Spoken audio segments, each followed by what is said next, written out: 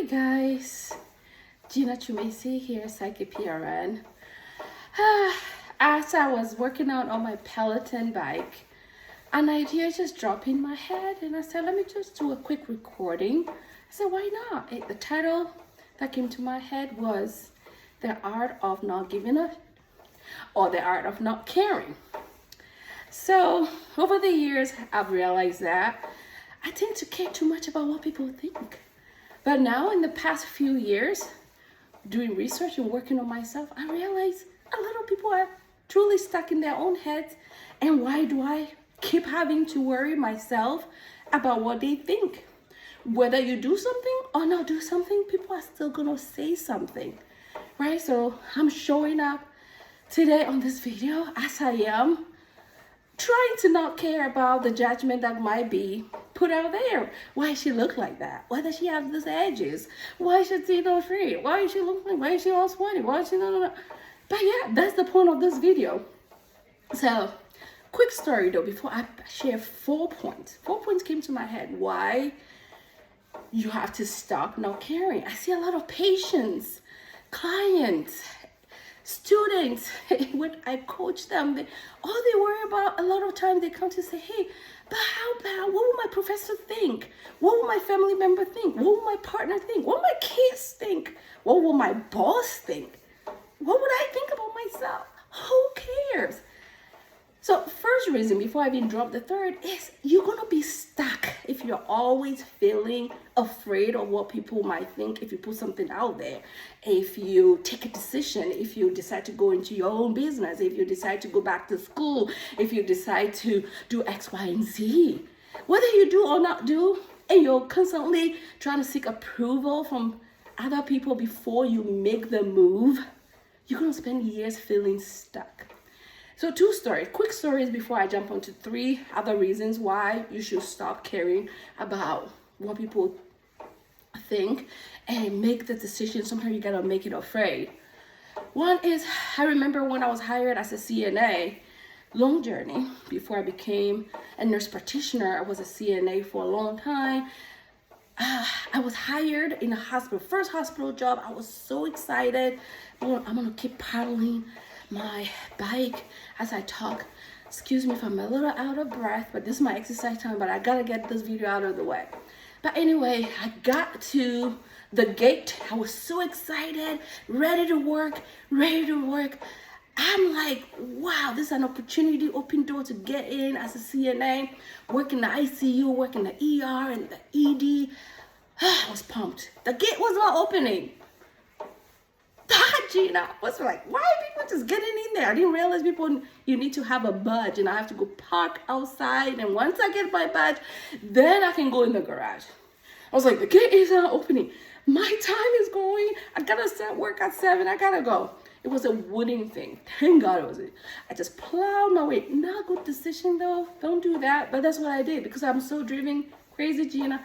Drove myself in there, broke the bar, drove right through it. There was a camera. I didn't know there was a camera. I was caught on camera. I was called in the office security. They're like, what were you thinking? First of all, they were like, who do you think that is? At first I was like, oh, I don't know. I knew it was me. But anyway, I came clean. I was like, yeah, it was me. I'm so sorry. I'll never do that. I didn't know that's how that rolled. It was like, you need to get your badges. Like, and then one of the guys was like, you know, it's just a CNA job. At that point, I was like, it's just a CNA job. But I love that it's a CNA job. You don't know how much of an opportunity it is for me to get the CNA job. So I was like, I can never forget he said that. Oh, it's just a CNA job, but you don't know what kind of opportunities that will open for you. But see how people will make judgment?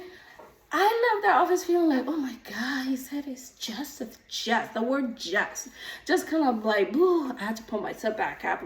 Yeah, goal is to go back to school, to do X, Y, and Z. I never look back. I never allowed that statement to hold me back. I repented. I knew how to get in the gate and everything was fine. Second story was 5 or so years ago, I tried to do my first Zoom and Facebook Live event. It was a big flop. Oh my God, I was so discouraged.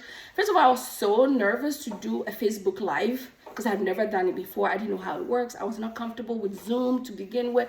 After the pandemic, I really became very comfortable using Zoom. But believe it or not, at that time, I really didn't know anything about Zoom, and combining Zoom with Facebook was like crazy for me. Come to find out, I needed a step up from Zoom to be able to connect to Facebook Live.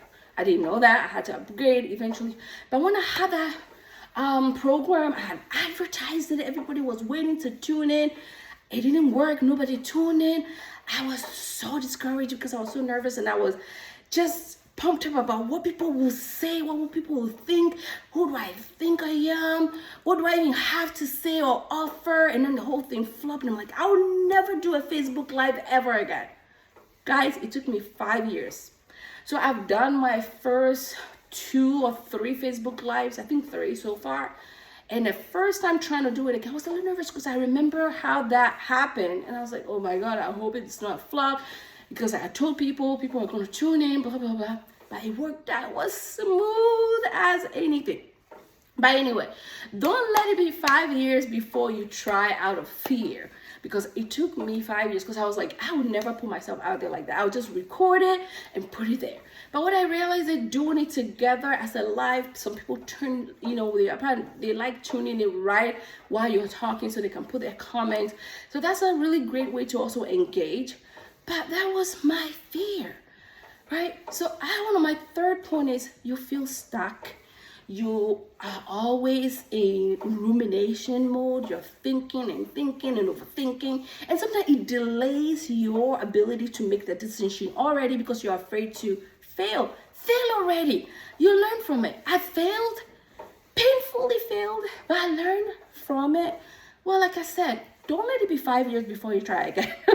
Right now, if it was now, I'll probably wait maybe a week or 2, learn, research, ask, find an expert. I was so fearful. I worked through that. So, second one, you have fun. Have fun while you're failing. Fail, so what?